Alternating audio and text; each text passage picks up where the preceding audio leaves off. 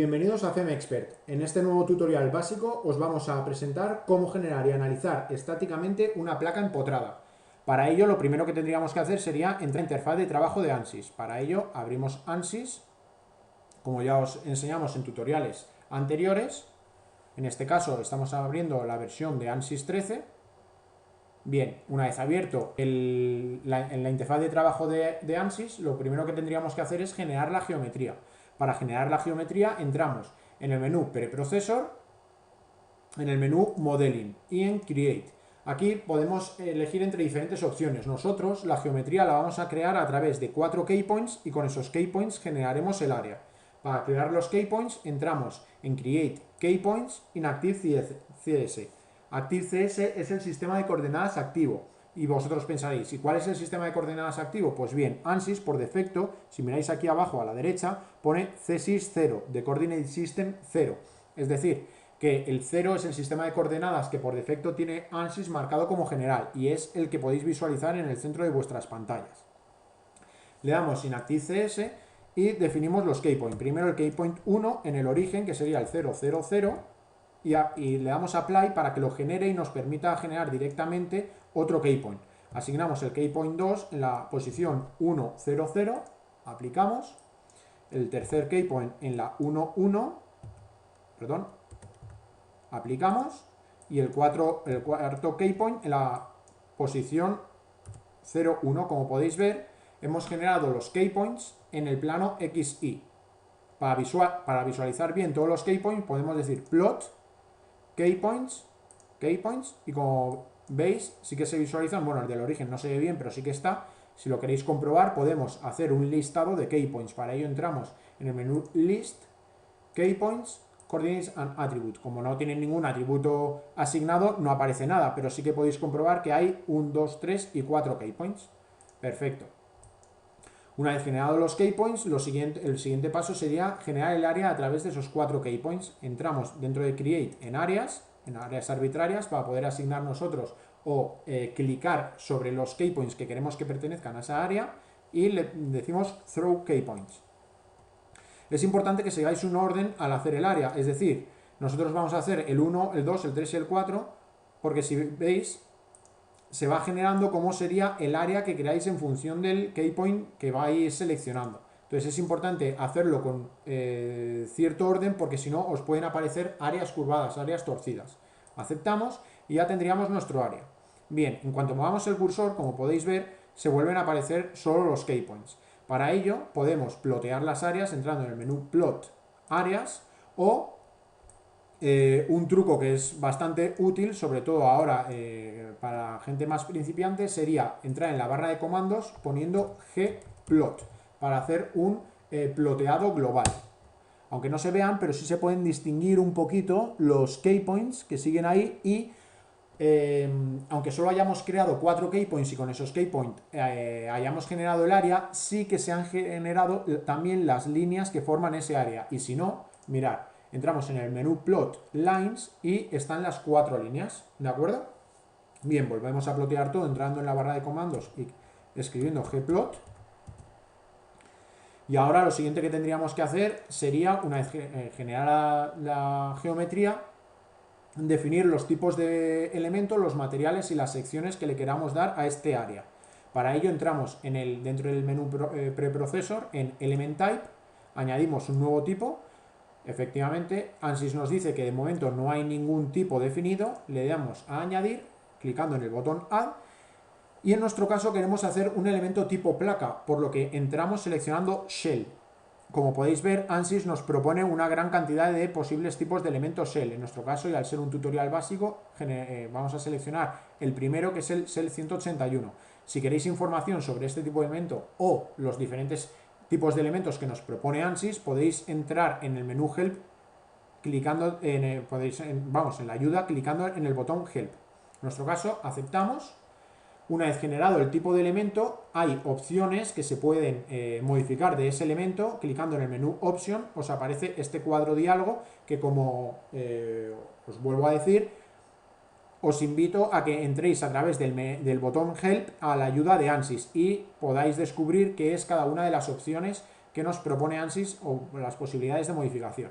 Bien, una vez generado el tipo de elemento, lo siguiente que tendríamos que hacer sería definir el tipo de material. Vamos a realizar un análisis estructural estático, por lo que entrando en Material Models podemos ver que ya hay un material creado, pero al cual no se le ha asignado ninguna propiedad.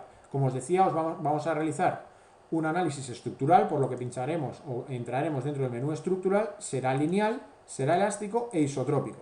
Bien, nos aparece un cuadro diálogo en el que tendríamos que ir rellenando las diferentes casillas, en este caso el EX y el PRXY. Cada casilla o para cada tipo de material estas casillas pueden variar. Entonces os aconsejo que para que entendáis qué es cada una de ellas entréis en la ayuda de ANSYS. En este caso, como es muy simple, simplemente comentaros que el EX es el módulo de Young y el PRXY es el coeficiente de Poisson. Entonces le damos las propiedades típicas del acero y aceptamos. Con ello solo nos quedaría definir la densidad del material. Al definir la densidad del material, así podríamos, al realizar el estudio, tener en cuenta el peso del material. Pues bien, con la densidad lo mismo. Aplicamos la densidad típica del acero.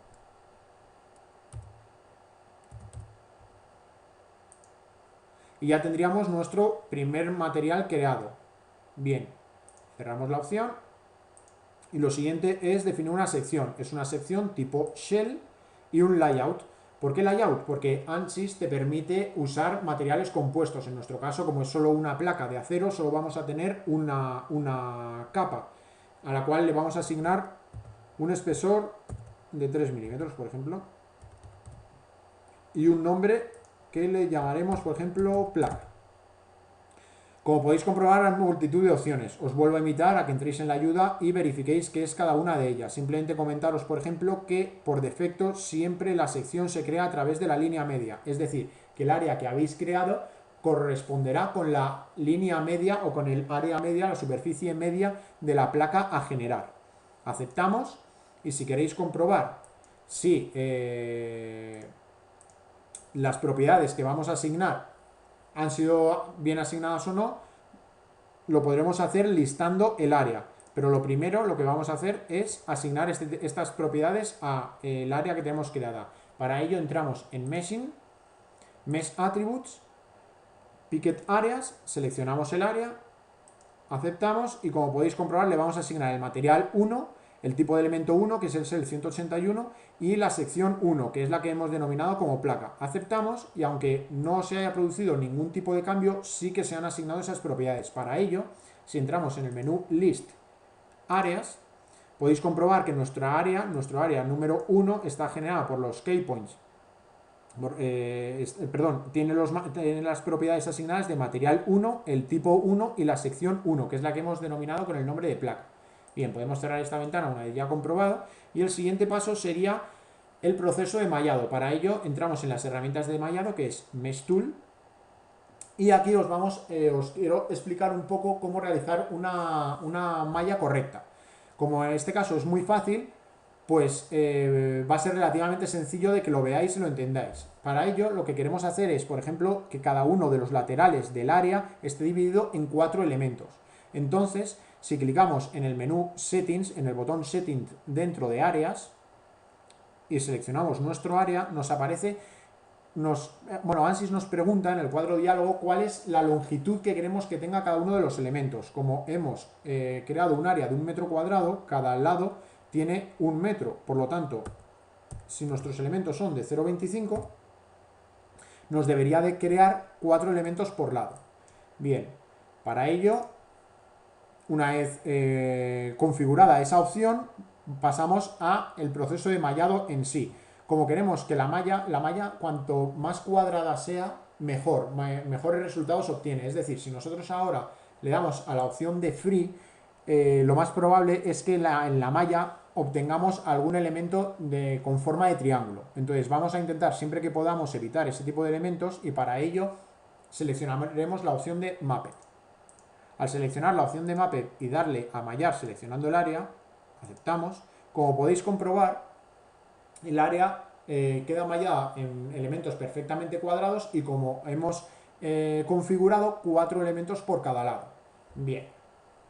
Entonces, con nuestra placa o nuestra área asignada ya como elemento tipo shell de un espesor de 5 milímetros y de acero y con el mallado realizado, estamos en disposición de continuar el proceso de análisis. Para ello entramos en el bloque de solution, definimos el tipo de análisis en Analysis Type, New Analysis y seleccionamos el análisis de tipo estático. Aceptamos y entramos en definir cargas.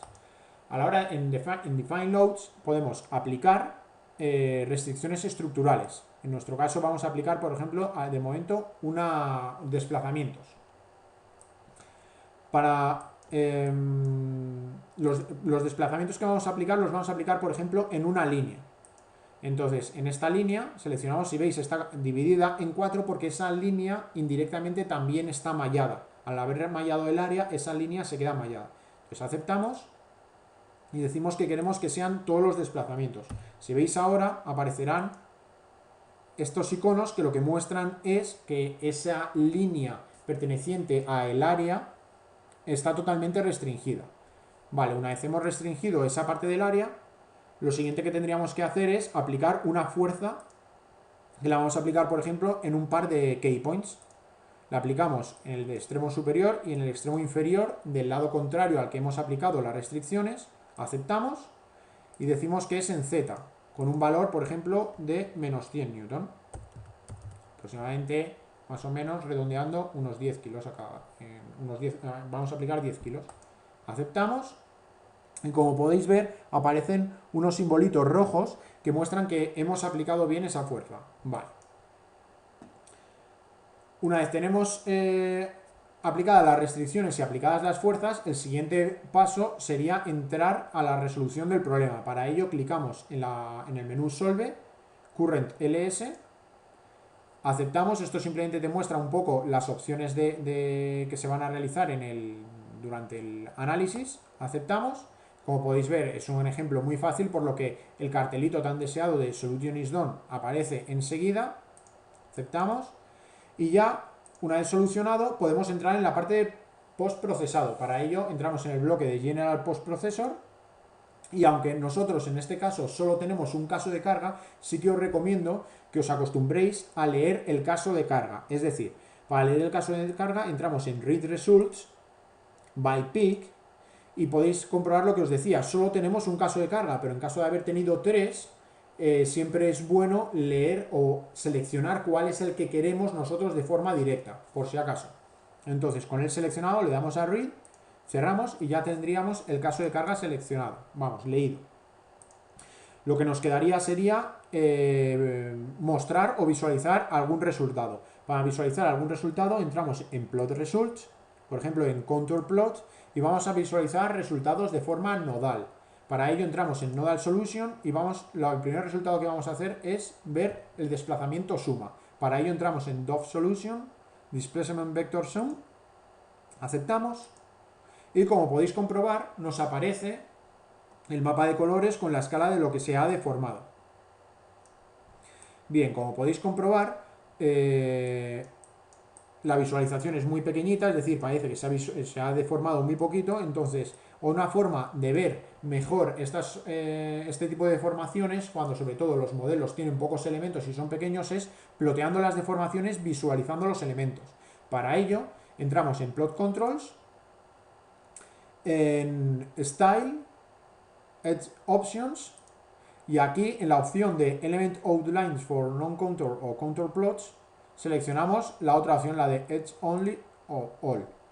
Aceptamos, le decimos que replotee, es decir, que nos lo muestre el cambio, aceptamos clicando en OK y como podéis ver ahora podemos ver más o menos la contribución que tiene en cada uno de los elementos.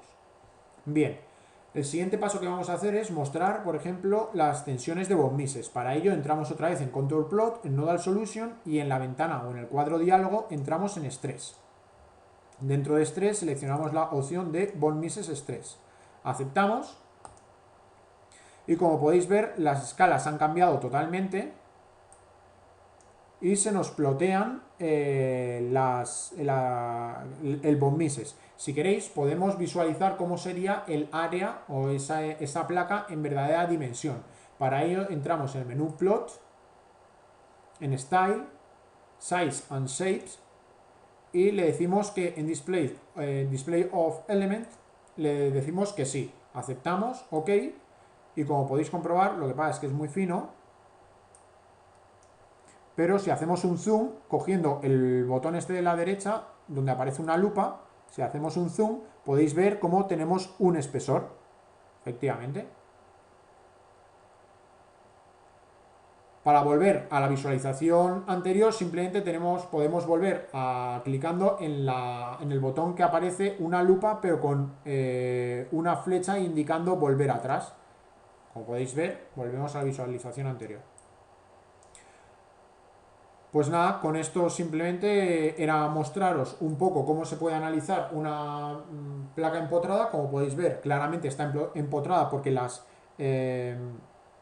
máximas tensiones tienen que salir evidentemente en la zona donde está empotrada, en la zona más restringida. En caso de plotear los desplazamientos, podréis ver cómo esos desplazamientos aparecen en azul en la zona donde está empotrada. ¿Por qué? Porque no se mueve absolutamente nada. Entonces, bueno, simplemente con este tutorial esperamos que os haya servido de ayuda, os haya parecido útil y nada, si queréis ver más tutoriales, simplemente que nos sigáis en nuestras redes sociales.